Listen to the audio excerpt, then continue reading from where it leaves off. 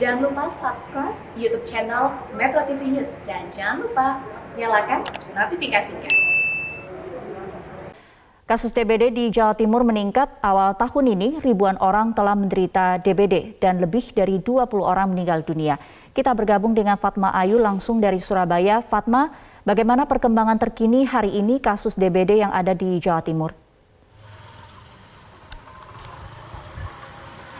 Ya, Sumi, memang benar untuk tahun ini, terutama di awal Januari 2022, yakni dari tanggal 1 hingga tanggal 27 Januari 2022, ada peningkatan kasus dibandingkan dengan jangka waktu yang sama, dibandingkan dengan tahun 2021. Jika di tahun lalu dengan periode yang sama, hanya ada sekitar 668 orang yang dinyatakan kasus demam berdarah ini menjangkit di Jawa Timur dan ada sekitar 5 orang yang dinyatakan meninggal dunia. Namun di tahun ini awal Januari memang kasusnya 2 kali lipat lebih banyak, yakni sekitar 1.220 orang terjangkit demam berdarah dan 4 kali lipat dibandingkan dengan tahun lalu ada sekitar 21 orang yang dinyatakan meninggal dunia.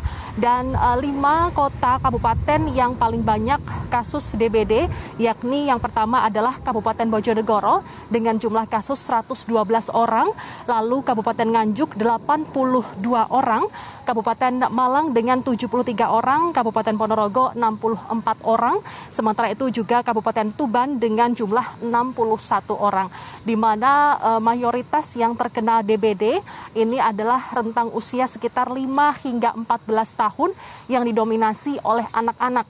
Ini dikarenakan jumlah tersebut banyak karena demam yang terjadi ini memang naik turun, sehingga apabila demam turun terjadi kepada anak, maka anak tersebut biasa beraktivitas di luar dan menyebabkan kondisinya drop.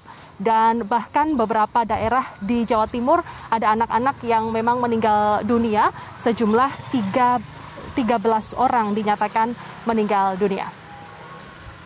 Sumi. Fatma, sudah adakah upaya khusus yang dilakukan pemerintah untuk mencegah kasus DBD yang semakin tinggi? Ya, memang untuk tren kasus DBD di Jawa Timur sudah terlihat sejak akhir tahun 2021.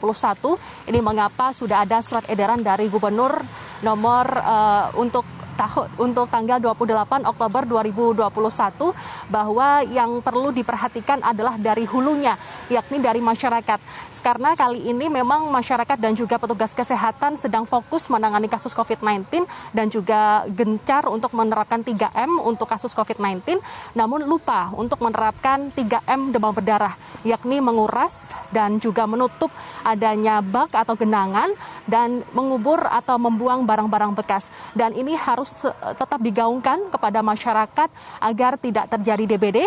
Dan sementara itu untuk petugas kesehatan dan juga puskesmas maupun rumah sakit ini juga menyiapkan bed tidak hanya untuk kasus COVID-19 tapi juga kasus demam berdarah dan untuk laboratorium maupun dengan kondisi masyarakat yang apabila demam ini selain diantisipasi kasus COVID-19 namun juga penting bahwa indikasi adanya demam berdarah di tubuh manusia atau di masyarakat Jawa Timur. Demikian Sumi yang dapat kami laporkan langsung dari kota Surabaya. Kami kembalikan ke studio. Baik, terima kasih Fatma Ayu sudah melaporkan dari Surabaya. Dan pemirsa, seperti laporan Fatma Ayu tadi bahwa kasus DBD di Jawa Timur meningkat cukup signifikan. Bagaimana penanganannya sejauh ini? Saat ini kita sudah tersambung dengan Kepala Dinas Kesehatan Jawa Timur, Erwin Asta Triyono. Selamat siang, Pak Erwin. Ya, selamat siang. Assalamualaikum warahmatullahi wabarakatuh.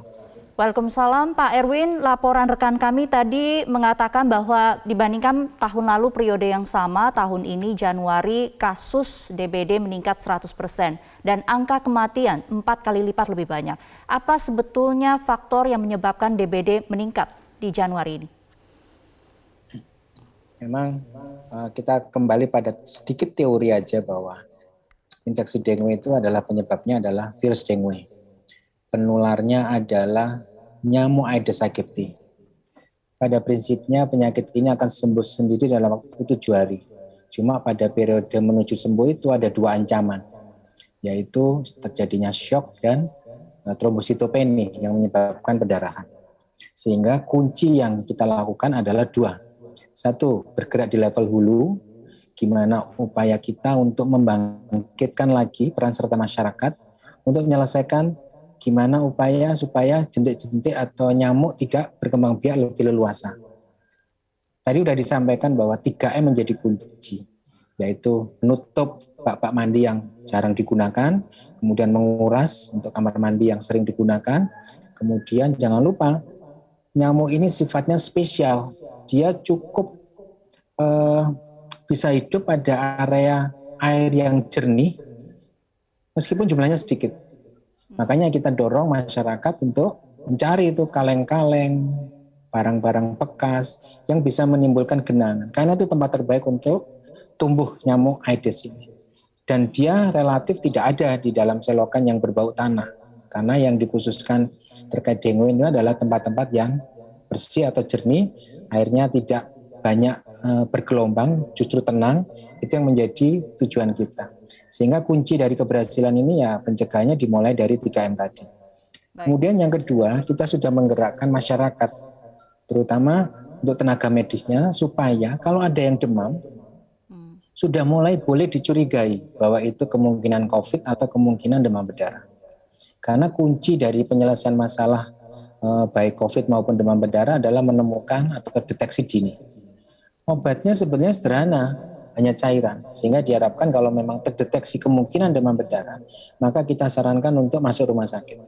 Di situ nanti tempat terbaik kita untuk memastikan diagnosis dan memonitor. Kira-kira itu yang kita kerjakan saat ini. Baik, Pak Erwin, jadi langkah promotif, preventif sudah sedang dilakukan saat ini. Untuk angka kematian, apa kira-kira yang bisa dilakukan paling tidak untuk menekan angka kematian? Karena ini signifikan sekali ya.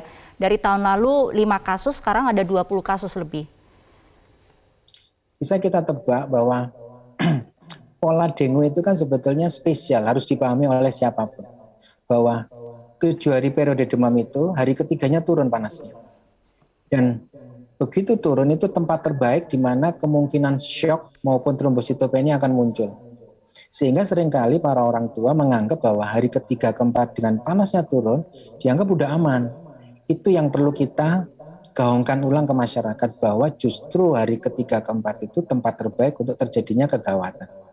Nah, tugas kami ke depan tadi sudah kita sampaikan, mendorong orang tua segera ke fasilitas kesehatan, baik puskesmas atau rumah sakit, dan begitu didiagnosis curiga demam berdarah, segera masuk rumah sakit.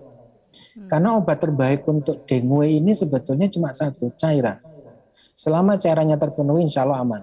Maka tugas kami untuk menurunkan angka kematian itu tidak lepas dari penemuan kasus sedini mungkin, kemudian mendorong untuk rawat inap, dan yang ketiga menyiapkan cairan secara cukup.